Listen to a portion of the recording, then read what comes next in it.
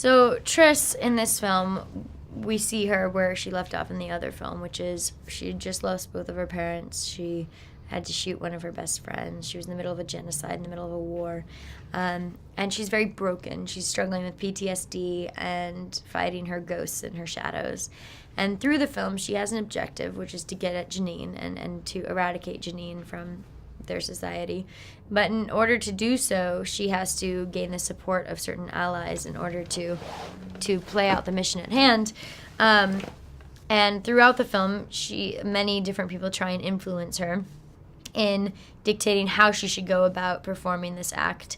And ultimately, she ends up listening to herself and honoring her own integrity, and that's what allows her to carry out her mission. It's a very different world than the first film. In general, everything is bigger. There's so much more action. There is the set design is so much richer. The sets are bigger.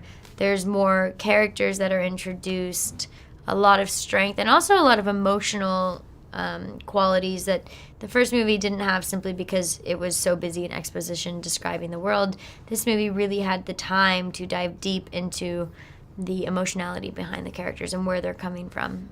There's a lot of really amazing people in this film. It's exciting to have Octavia and Naomi join the cast, but there's also a lot of actors who hadn't necessarily been in anything before who joined as well, and it's always fun to have someone who's hasn't been in many films arrive on a cinema set, because they have this freshness and this exhilaration for and respect for their environment that sometimes, not that seasoned artists don't have that, but they don't bring that lightness and that new energy. And so to have these old pros who have just been doing it for so long and have so much to teach you, and then the new kid on the block who also has so much more to teach you, it always helps you step up your own game.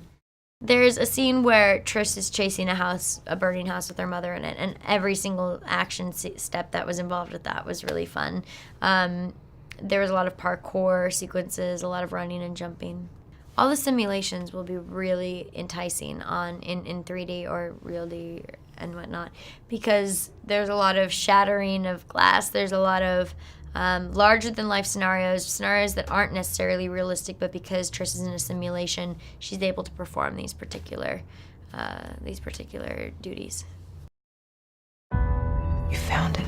The future our people deserve. What does Janine think is in that box, Caleb? I don't know, but she's testing diversion. Searching for the one who can open it. 見る者を圧倒する新次元の近未来 SF アクション。一人のダイバージェントが全てを変える。